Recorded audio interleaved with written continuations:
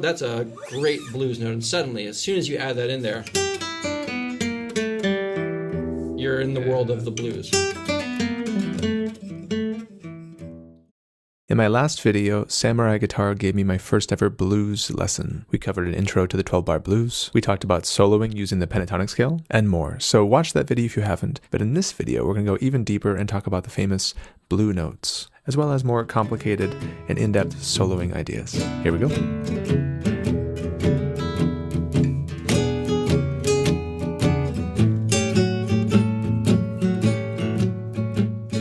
So, we take that pentatonic scale, but we can play other notes with that. And I think when you start the blues thinking, notes, right? yeah, it is the blues note. So the blue note would be the third fret of the G. So that's a B flat.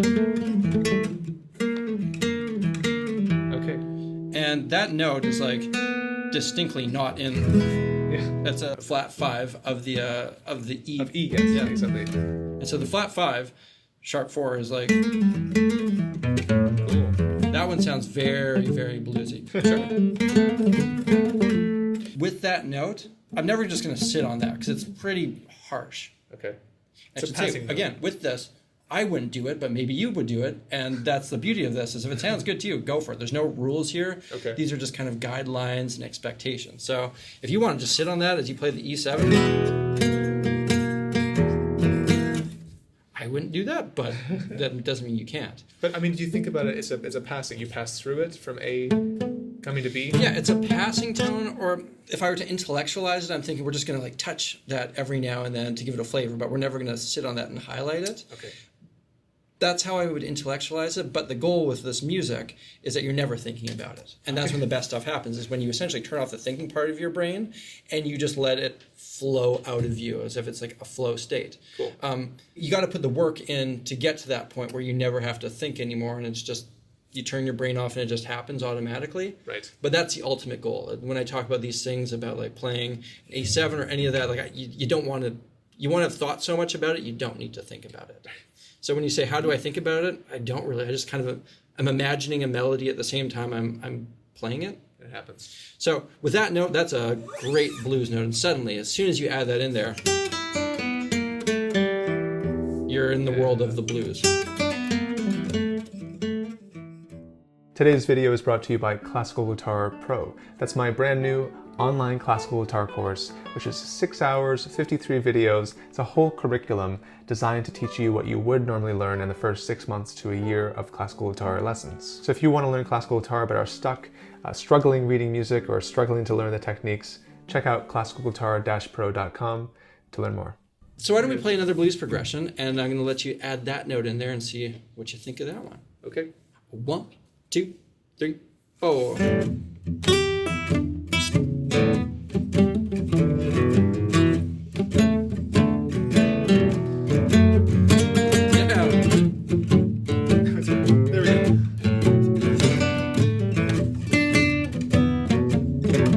Pass through as well.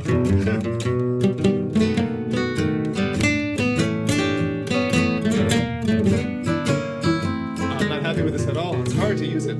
I feel like I'm trying to use it at the right moments, but I'm not getting the tasteful result you got. Let me play through this once, and I'm going to try to keep playing within those limitations that we've set up so far. Okay. 1, 2, 3, 4.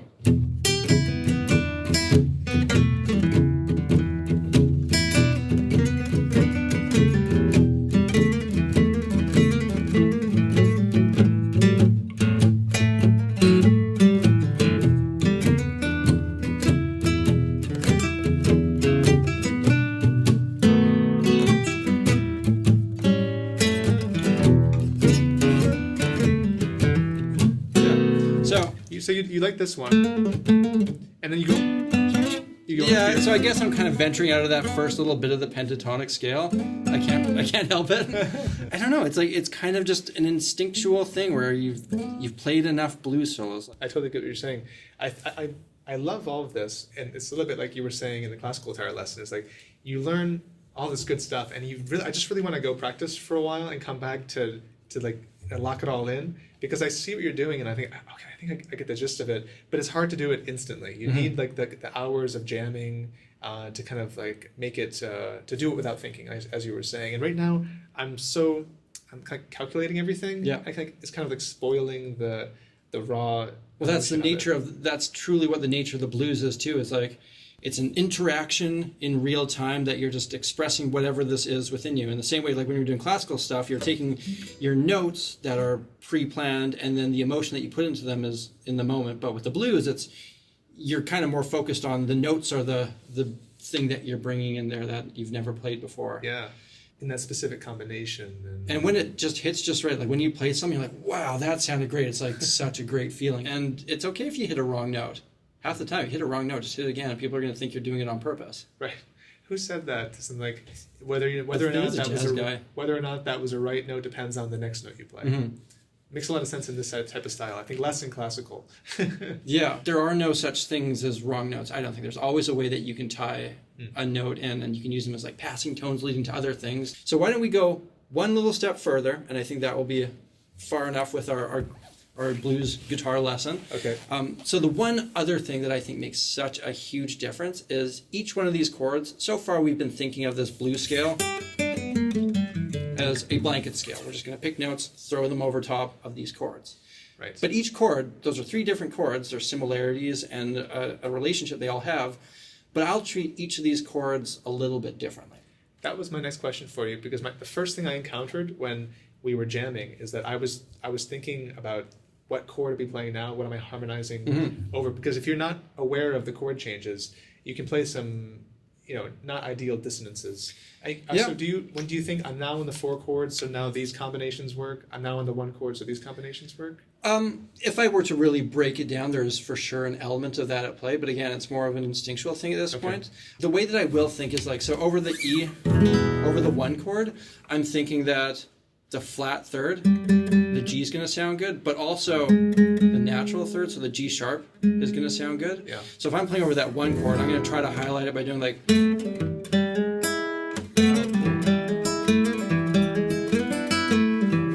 And so I keep on kind of focusing on that. Yeah. I'm bringing in that major third a lot.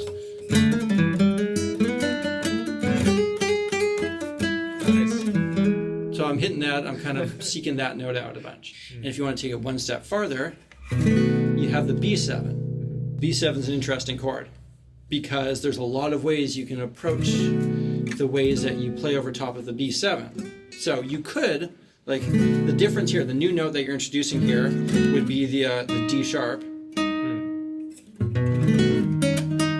Yep. And so sometimes, like, you'll want to, if you really want to accentuate your B7, you're hitting that D sharp. The leading tone to the E. But, yeah, because that's the, that's the third, the natural third. Of the B7, yeah, exactly. But also the leading tone that pulls you back to E. Yeah, so that's a great thing to put in there. But also, you could be thinking of this as a B7 with a sharp 9. Oh, wow. And so you can actually put that note in there too, the D natural. Against the D sharp. Yeah, like...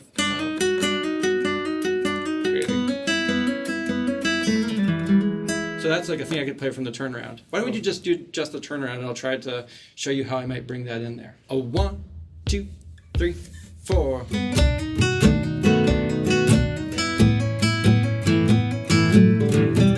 And so did you hear, like, now I'm outlining each of those chords with that melody I'm playing. Yeah.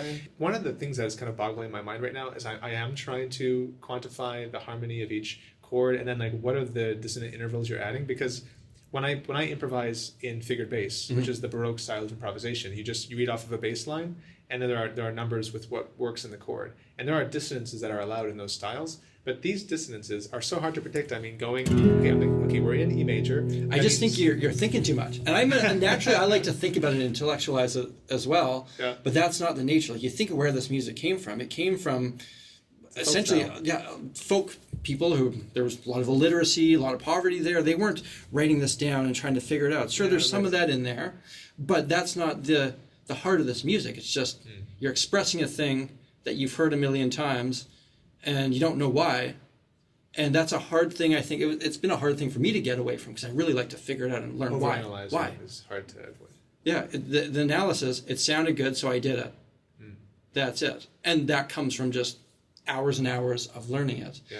And I think if you were to go further down this blues world, the thing that I would recommend right away is to set some of those things aside that you want to control and understand, and purely figure it out from the ear first.